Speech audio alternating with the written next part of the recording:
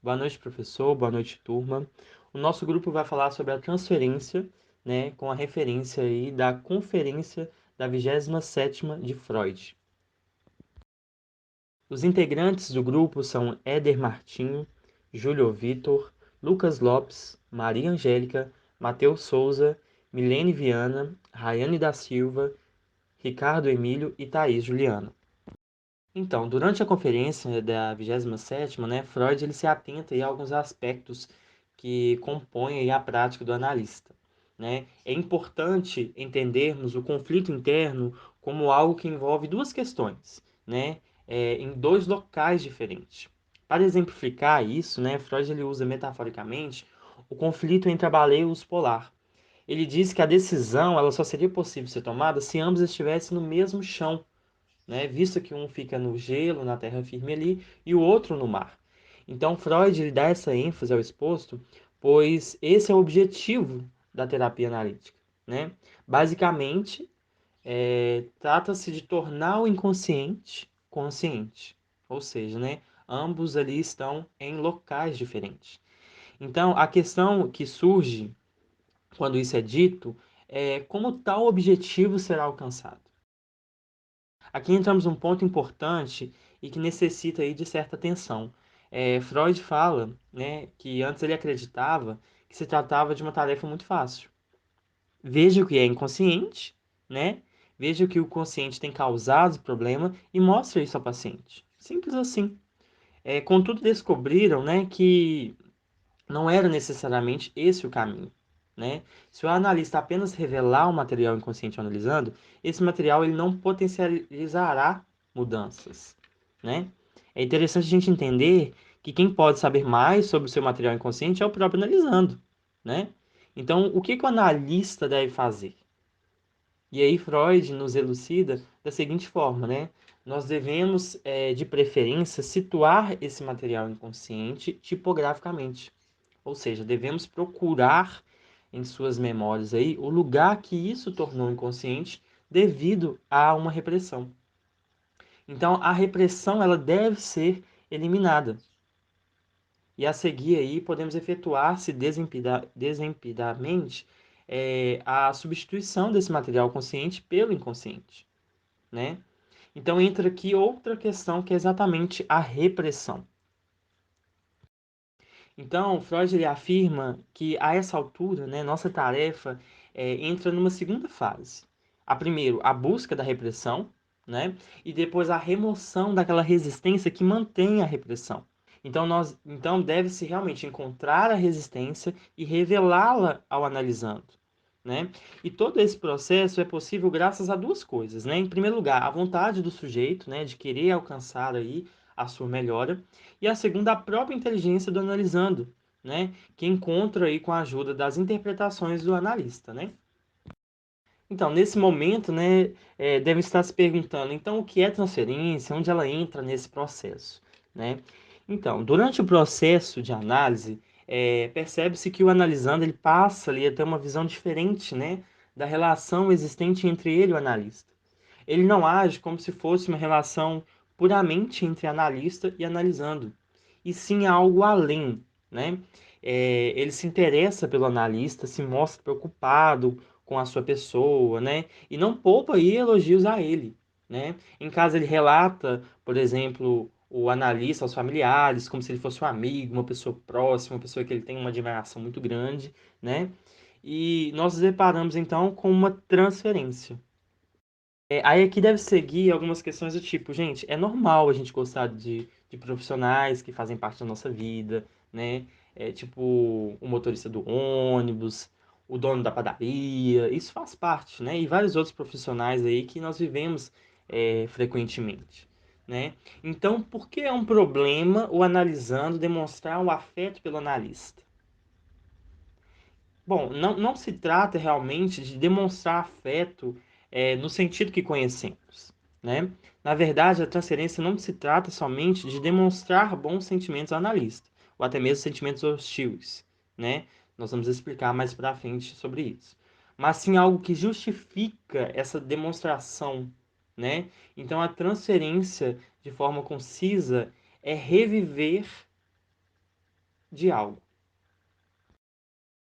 E aí, para Freud, né, a transferência ela está presente no analisando desde o início do tratamento, né? E por algum período é o mais importante para o seu progresso.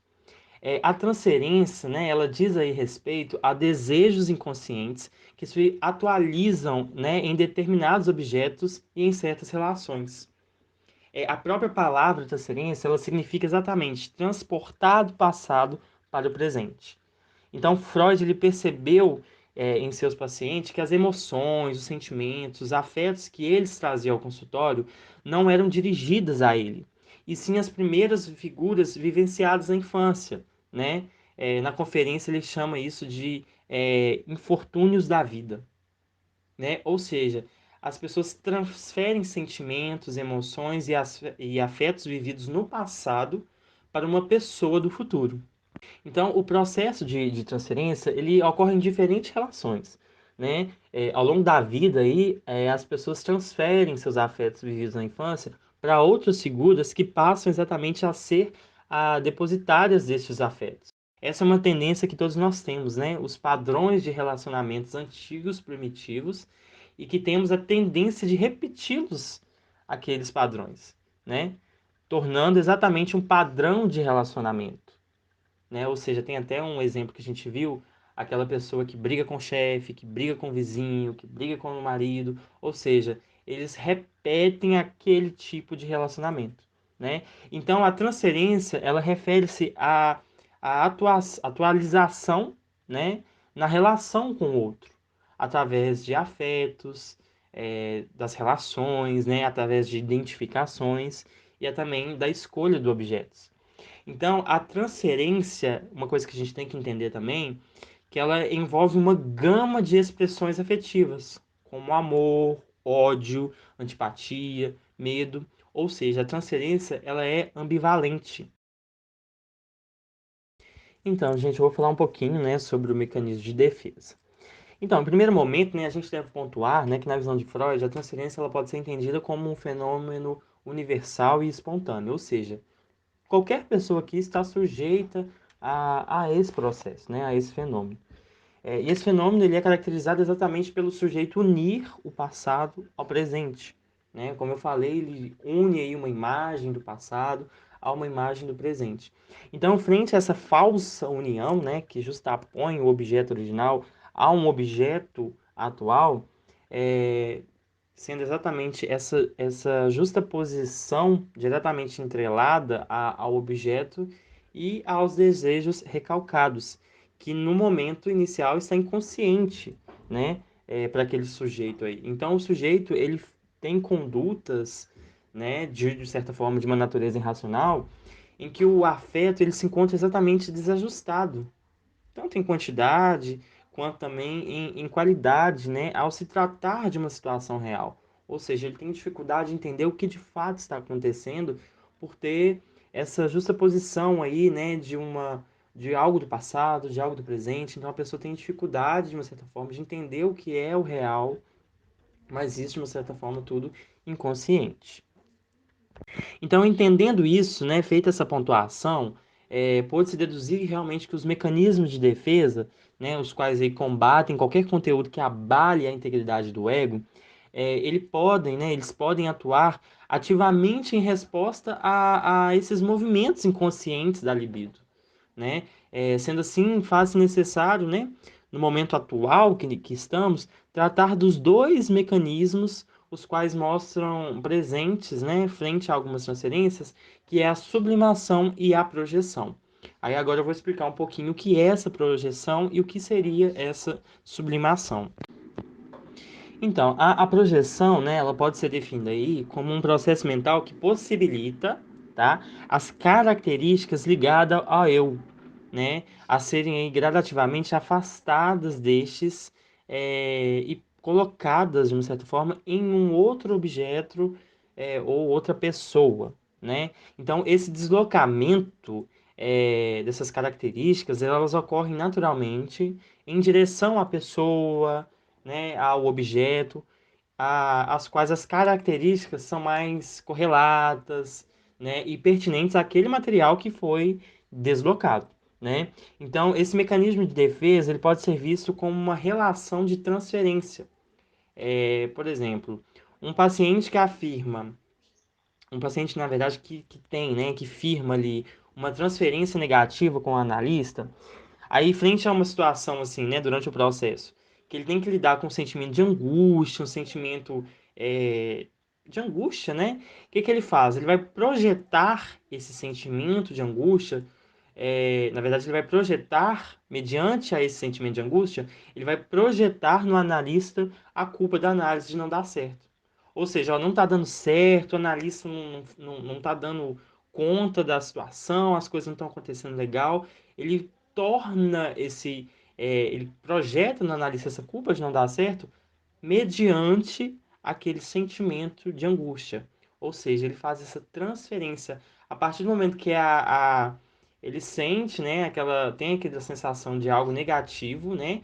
Essas características vão ser direcionadas ao analista, né, ao processo de não dar certo é, na análise. Já a sublimação é um mecanismo de defesa que se assemelha muito com o processo de transferência, né, na sua própria essência, assim, né? À medida em que o tal mecanismo ele pode ser descrito como uma certa civilização, né, dos atos de satisfazer as pulsões, né? Sendo exatamente caracterizado aí pela inibição do objeto e pela dessexualização deste, né? Então, a sublimação ela é essencialmente parecida com esse processo de transferência à medida em que os dois apresentam essa justaposição, né, na economia libidinal, né, atualizando assim a dinâmica do desejo, mesmo que de formas distintas, né, de formas diferentes. Então, a sublimação ela é um mecanismo que visa exatamente manter, de uma certa forma, a integridade do ego, né? Ou seja, ela tem o intuito de tornar o desejo, né, as pulsões ali, o id, em algo que é socialmente aceito, né? Bem visto pela sociedade, sem censura, né? E geralmente são advindos de dor, de sofrimento, né, de angústia, conflitos mentais. Então, um exemplo que a gente tem é, por exemplo, aquela pessoa que tem uma pulsão, de uma certa forma, né, um desejo de cortar a pele humana ali, ele pode se transformar em um cirurgião, né? Então, ou seja, aquela pulsão que você não pode satisfazer, né? Porque realmente socialmente não é aceito, né? Você não pode sair cortando as pessoas. Ele pode transformar isso em algo que positivo, né? Em algo que é aceito, sendo um médico, cirurgião. Então, ou seja, né? Ele faz essa sublimação com as pulsões e transformando ela em algo onde as pulsões vai ser realizadas, né? De uma forma socialmente aceita. Boa noite, eu sou o Lucas e eu vou dar continuidade à nossa apresentação. Então, até o momento a gente conseguiu clarear bastante, né, os nossos pensamentos a respeito da transferência. O conceito já está bem mais claro, já deu para ver quão interessante ele quão importante ele é. Mas agora a gente vai ter que avançar um pouquinho mais, a gente vai ter que entrar, aprofundar um pouquinho mais no assunto, certo? Eu vou começar tratando um termo que Freud ele cita lá na conferência, que é o termo das neuroses de transferência, certo? O que seria essas neuroses de transferência? A gente tem que entender as neuroses de transferência como se fossem um conjunto, né, um grupo, onde Freud ele encaixa algumas neuroses que dizem compartilhar essa característica, né, que as fazem ser classificadas como neuroses de transferência, tá? Quais são essas neuroses? O Freud ele diz que as neuroses são a neurose de histeria, né, a histeria de angústia e a neurose obsessiva. Todas elas fazem parte desse conjunto chamados neuroses de transferência. Tá, mas então por que elas são chamadas assim? Olha só que interessante. Vamos supor até, vamos supor um exemplo aqui de que um sujeito que é classificado como como tal tipo de neurose, né, ele procure uma análise, certo? Então, é um sujeito, por exemplo, que é classificado como neurótico obsessivo, né, que é entendido como neurótico obsessivo. Então, ele procura uma análise. No momento que ele está ali, durante a análise, certo? Vai ocorrer a transferência. E aí, olha só que interessante. A transferência que está ocorrendo ali entre o analisando e o analista, nesse momento se torna um sintoma a ser tratado. Então, é por isso que elas são chamadas de neuroses de transferência, porque a transferência, ela é um sintoma e ela precisa ser tratada também. É que a gente precisa fazer uma ressalva de um ponto que Freud trata ali rapidamente na conferência, que é a relação entre a transferência e a neurose narcísica. O que Freud diz? Que na neurose narcísica não há possibilidades de ocorrer a transferência durante a análise ali. Por quê? Porque o sujeito que é visto como que se enquadra, vamos dizer assim, nas características atribuídas à neurose narcísica, ele vai enxergar o analista por um olhar de indiferença.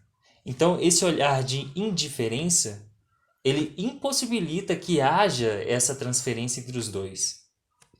Agora a gente vai voltar um pouco para a transferência em si, tá? E aí eu vou propor um questionamento para a sala.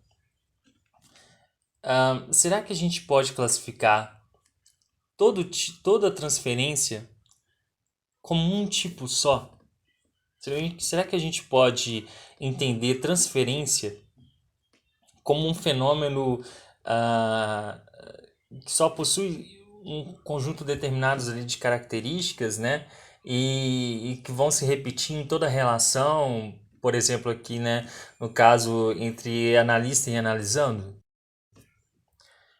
Bom, olha só, a resposta é não, tá? Na verdade, a transferência ela vai ser dividida em três tipos, tá? O Freud ele vai dividir da seguinte maneira: transferência positiva, que é ainda de subdividida em dois tipos, né? Certo? E a transferência hostil.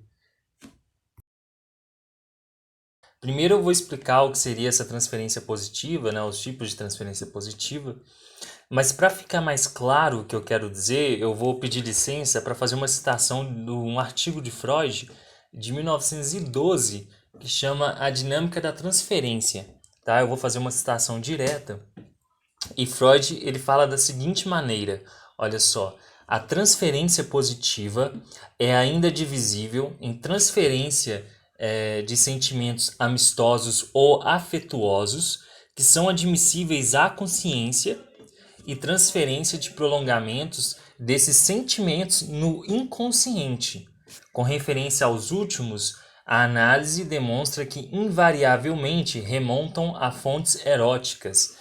Então, basicamente, de uma forma didática, o que Freud está querendo dizer aqui é que nós temos uma transferência positiva que a gente pode dizer de forma didática que seria como se fosse uma relação amigável, certo? O analisando, ele vê o analista de um jeito amigável, ele se preocupa muito com o analista, né? Ele chega em casa, ele está sempre falando do analista e tudo, mas de uma forma muito amigável, uma coisa assim, de uma forma didática, né? Falando de um jeito didático, é como se fosse uma relação de amizade realmente, pelo menos na perspectiva do analisando, tá? Agora, quando a gente fala da outra transferência, que seria a transferência, né, dos prolongamentos dos sentimentos no inconsciente, né, desses sentimentos no inconsciente, a gente está dizendo de uma transferência que tem um teor mais erótico, certo? E aí a gente já consegue fazer essa divisão da transferência positiva em uma transferência ali mais amistosa, né, mais amigável e uma transferência erótica realmente. Então, explicada essa questão da transferência positiva, agora a gente caminha em direção à explicação da transferência hostil, tá? E aí Freud ele vai dizer que de uma ambivalência muito grande de sentimentos ali. O que seria essa ambivalência? A questão é que a transferência hostil, né, os sentimentos hostis, eles meio que caminham junto com sentimentos afetuosos, né? Eles caminham juntos, mas eles estão meio que como se fossem escondidos, né? Eles estão escondidos por esses sentimentos afetuosos e esses sentimentos hostis, eles vão se mostrando cada vez mais dentro do processo de análise, né? Então o sujeito ele vai enxergando, né? Ele vai tendo uma postura muito hostil ao analista. Para exemplificar melhor a questão dos tipos de transferência, nós fizemos uma seleção dentro da série da GNT, que é uma série que é uma releitura de uma série israelita, certo? Nós fizemos a seleção de duas cenas. Primeiro, uma cena que diz respeito à transferência erótica e uma cena que diz respeito à transferência hostil. A primeira que vai ser exibida é da transferência erótica e qual que é a contextualização dela, né? Alguns dias antes, alguns momentos, na verdade, alguns momentos antes da análise, a Júlia, né, que é analisando ali no momento, ela ela estava passando por alguns problemas relacionados ao futuro casamento, né? Algumas questões ali envolvendo a indecisão e tudo mais. E aí, frente a essas questões, ela acaba indo para um bar. E aí, no bar, ela tem relações sexuais com um desconhecido. Um cara que ela conhece lá no bar mesmo. Então, a análise, esse momento da cena, está ocorrendo após esses ocorridos, tá? E aí a gente tem a Júlia conversando com o Theo, que é o analista. Já na cena da transferência hostil, o Theo é o mesmo analista, ele está conversando dessa vez com o Breno, né? A análise agora é com o Breno, e o Breno ele é um atirador de elite e tudo mais, e ele está afastado do trabalho dele porque ele foi acusado de matar uma criança. Então, e ali tem várias questões que envolvem, né, o Breno, né, e tudo mais, como questões relacionadas à escolha sexual dele e tudo, que envolvem o personagem e nos levam justamente àquela cena ali que é uma representação, certo, da transferência hostil. Óbvio que tem a questão ali de ser uma série, né, fictícia, né, ela tem uma licença artística, né, para tratar do assunto e tudo mais, só que é uma forma da gente conseguir exemplificar com mais clareza esses conceitos. Depender do que ele sente por essa paciente.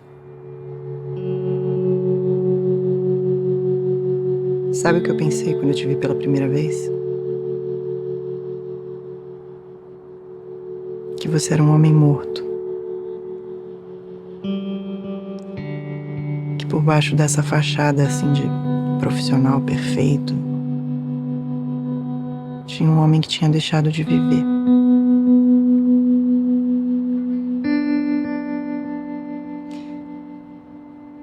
Eu tive vontade de soprar vida dentro de você. Sabe o que me assusta mesmo? É saber que eu nem precisei fazer nada disso. A minha presença segurou o seu coração e apertou.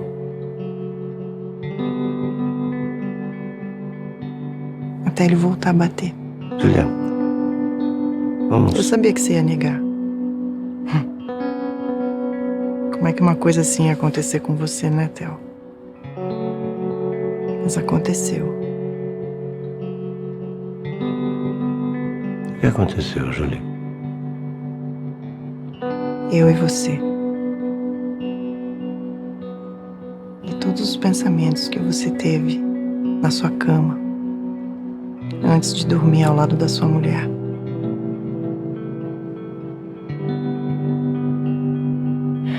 Isso tudo aconteceu.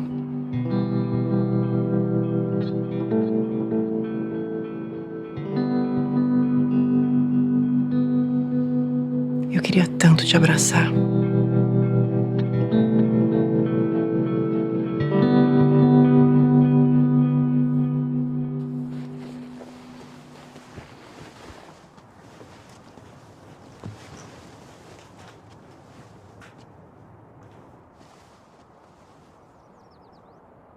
Eu só quero que você me diga uma coisa. Você me deve isso. Não como paciente, entendeu? Mas como mulher. Eu vou me casar com o André e... Só me responde sim ou não. Você também me quer? Não.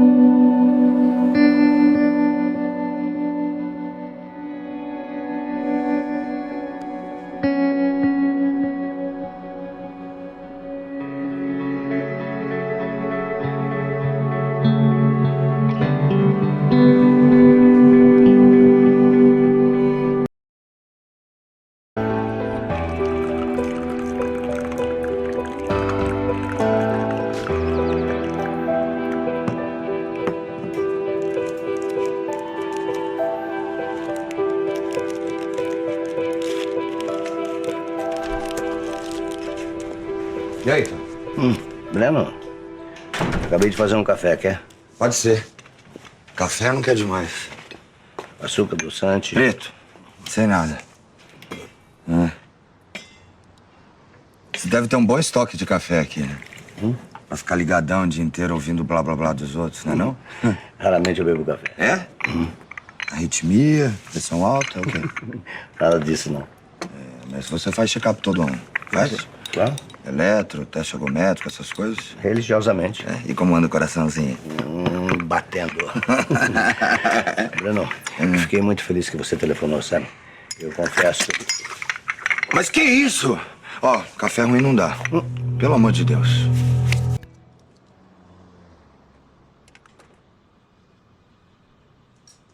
Breno, é sempre assim que você reage quando acha que o café não está do seu agrado? Meu agrado. Esse seu café é pior do que a arma na mão de bandido. Quem beber essa droga tá correndo risco de vida.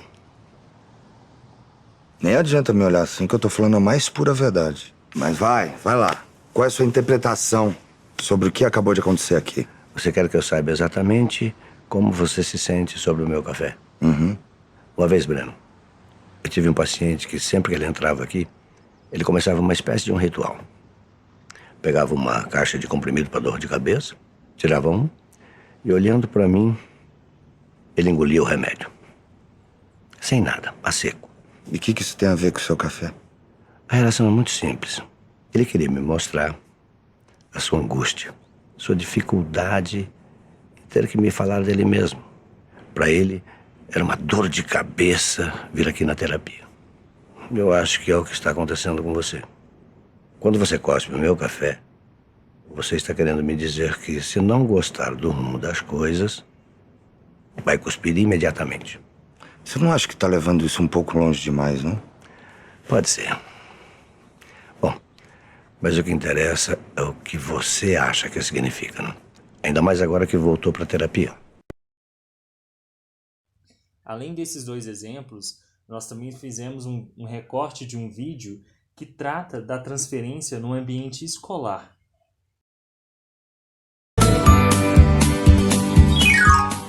Sabe aquele professor incrível que dava aulas excepcionais e que você nunca conseguiu entender por que uma parte da turma achava as aulas dele um verdadeiro tédio? Pois é, esse professor provavelmente era objeto da transferência dos seus antigos afetos. Por isso ele parecia tão incrível para você. Mas por que um professor pode ser objeto de transferência para alguns alunos e não ser para outros? Bom, o processo de transferência é inconsciente, ou seja, a gente não sabe em detalhes como ele opera, mas em geral, a transferência é facilitada em ambientes nos quais o diálogo é uma constante, como na sala de aula, por exemplo. Quando o estudante tem a possibilidade de falar e se posicionar livremente com seus professores, é mais fácil que esses professores se tornem depositários de antigos afetos de seus alunos. Ou seja, os estudantes vão querer reviver com esses mestres as relações que tiveram com outras figuras de afeto. Mas veja que curioso! Na transferência, a figura do professor é esvaziada e preenchida com tudo aquilo que as figuras de afeto originais representavam.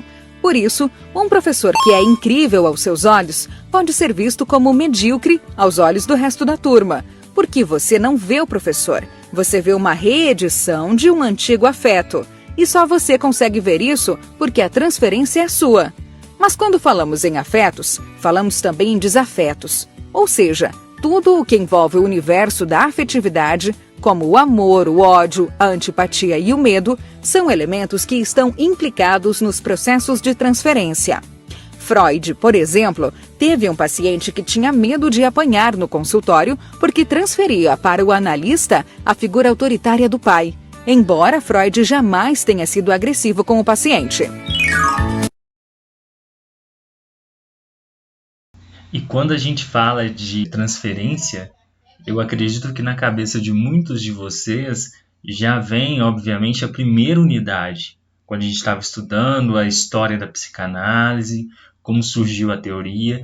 E aí tem um caso, né, que chamou a nossa atenção, que desperta curiosidade, que é o caso da Ana O, né, o famoso caso da Ana O, ou melhor dizendo, a Beta Pappenheim, né, que é justamente aquele caso que foi tratado não por Freud, mas por Breuer, e que no final dele, certo, o desfecho dele é justamente uma menção, aquilo é justamente a transferência, é uma exemplificação do que a gente está tratando aqui, né? E aí a gente consegue ver o quão é importante a transferência para a psicanálise. Eu lembro que a gente estava debatendo, né, no momento da aula, e foi exposto que nesse momento, né, a gente estava até discutindo esse tema, gera muita curiosidade, e aí o professor até falou para a gente que nesse momento o Freud ele até se refere, né, à situação ali como uma perda muito grande de oportunidade por parte do Breuer, sabe? Porque aquele ali era a chave para ele entender muita coisa referente à condição da Ana O, à condição da histeria, que era justamente a questão da transferência, né? Todo aquele sintoma de parto que ela tem ali, né? Se referido em alguns textos que a gente fez a leitura como um parto histérico, né? Então, aquele momento, ele diz muito da transferência. E aí, pegando um pouquinho o gancho do caso da Ana O, a gente entra num tema que é exatamente o tema da contratransferência, né? Que é o que? É a reação daquele analista quanto àquilo que chega, né, nele do analisando, né? E que pode ser uma reação de vários sentidos, de vários jeitos, né? E isso dificulta uma análise. E aí, no caso da Ana O, é justamente o que acontece com Breuer, né? O fato da Ana O ter aquelas atitudes, aqueles comportamentos ali que podem ser eróticos, né? Para Breuer vai incomodando, atrapalhando ele, porque chega numa situação pessoal dele, né? Onde ele se sente ameaçado no seu relacionamento, no seu casamento. Ou seja, as ações, aquilo que analisando traz, né, para ele, afeta ele, né, de uma forma que realmente o incomoda, que ele fica realmente sem espaço, sem lugar, que ele chega ao ponto de desistir do caso, né? Ou seja, ele conseguiu uma transferência, né, onde a Ana ela consegue ali colocar ele como aquela pessoa, né, transferiu para ele a imagem, né, de tudo aquilo que ela viveu na infância para o Breuer, né, a imagem presente, aquilo facilitou, começou a facilitar todo o processo de tratamento, porque ela começou a falar, começou a ter confiança, e ali aparece aqueles sintomas, né, eróticos, onde ela consegue se trazer mesmo esses sentimentos eróticos ali para a situação, e acontece essa contra-transferência, né? Porque ele se sente incomodado com aquilo, ele não enxerga aquilo como uma forma positiva, de que, olha, eu posso trabalhar perante aquilo, tanto que realmente eu falei lá no início, né? É, é algo que Freud percebeu que aqueles sentimentos, aquilo que ela estava trazendo, não pertencia a Breuer, e sim uma imagem do passado, né? E como o Breuer não percebe isso, ele perde essa transferência justamente por causa dessa contra-transferência, né? Que é onde exatamente o analisando ele é afetado de uma forma, de certa forma, negativa ali, porque atrapalha o procedimento. Então, resumindo, é exatamente isso, né? É a reação do analista quanto àquilo que chega do analisando, né? Como eu falei, é uma reação de vários sentidos, que de fato ele vai dificultar a análise, né? Dificultar que aquela análise aconteça, dificultar que realmente o próprio analista escute, tenha uma escuta qualificada e apropriada para aquele momento, né? Porque aquilo que ele escutou, aquilo que foi falado, ou aquelas ações, né, aqueles sentimentos, eles atravessam, né, o analista e ele não consegue passar por cima das suas próprias questões, né? E como eu falei anteriormente, a transferência é exatamente algo que você tirou que você é uma imagem do passado que você transfere para o futuro, para a frente, né?